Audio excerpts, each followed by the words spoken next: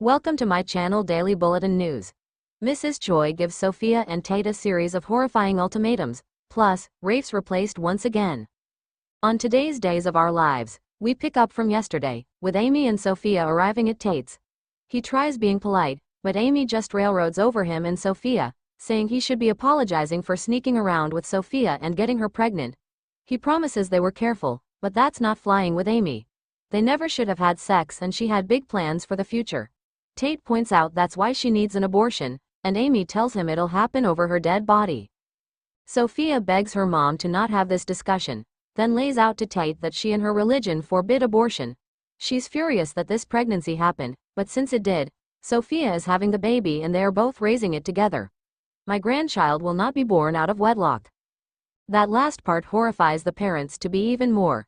Tate tries telling her that's not happening, but Mrs. Choi tells him to shut it. She's got a headache, they've got a wedding to plan, and they need to figure out how to explain it to Sophia's dad.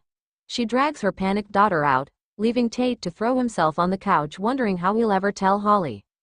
Doug is lamenting that he still doesn't have enough money to get out of this hole, when Holly knocks on the door, upset. He hides the cash and Holly wastes no time telling him about Tate's problems, after swearing him to secrecy. Do you think he was ever going to tell you the truth? Doug asks after learning Tate was going to sneak Sophia off for the abortion. Probably not.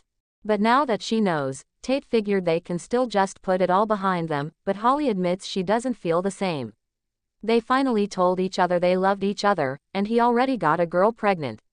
Whether they have it or not, that'll always be between Sophia and Tate. Doug assures Holly that she's got every right to be upset. In Jada's office, EJ's dumbfounded at being replaced. He quickly realizes Jada was behind it, though she just sips her coffee as he demands answers.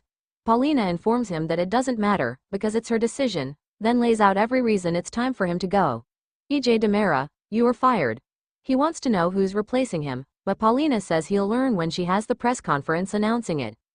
For pity's sake, we're family, Paulina. Sure, but she can separate personal and professional lives, unlike him. Before storming out, EJ turns to Jada, says he knows this was her doing and she won't get away with this. Paulina's glad it's over, but Jada points out that EJ threatened her. Is it really over? Paulina just laughs it off. He's just a petulant little boy. And he could stand to be knocked down by a strong woman. Jada, though, has seen what EJ's capable of. But Paulina just tells her to enjoy being free from EJ for the new year and go celebrate with Rafe. No worries. Rafe's snooping around the Demeras when he comes face to face with Arnold. Heya, Rafe. It's me, your old pal. Rafe's horrified, so Arnold gleefully explains how his death was faked by EJ. With Stefano's help. They sent him to Argentina, but he got tired of hiding after 14 years. Rafe tells him that was a mistake, pulls out his phone to call the cops, and gets bashed over the head by Arnold. Sorry pal, I guess the best Rafe won. He speechifies over Rafe's unconscious body on the couch and takes a drink just as EJ gets home, horrified at the sight. He checks to see if Rafe is still alive, yells at Arnold, after double-checking he's Arnold, and demands to know what happened. And yes, Arnold admits, he explained to Rafe that EJ was the one who faked his death. Jada calls, or, as Arnold says, Yada's calling. Who's Yada? And Robo-Rafe is back in action. Arnold answers the phone and after a second's hesitation, agrees to meet at the pub.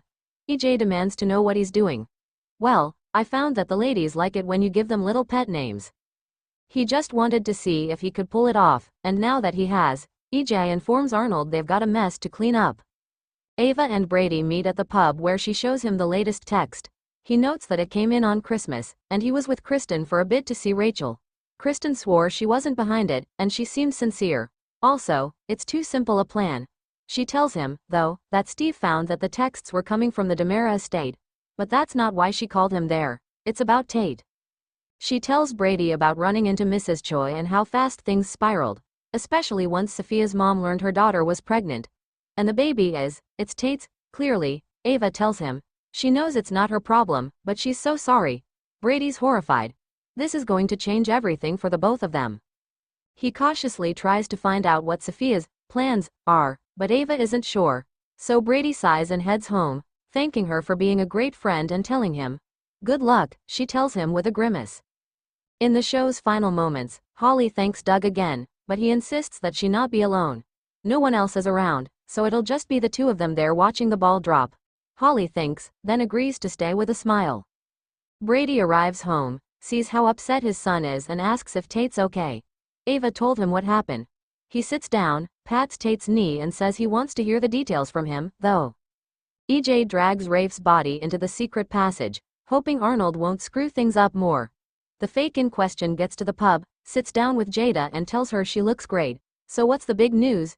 She starts to tell him, then notices his clothes are different. Arnold just smiles at her. Stay tuned and subscribe the channel.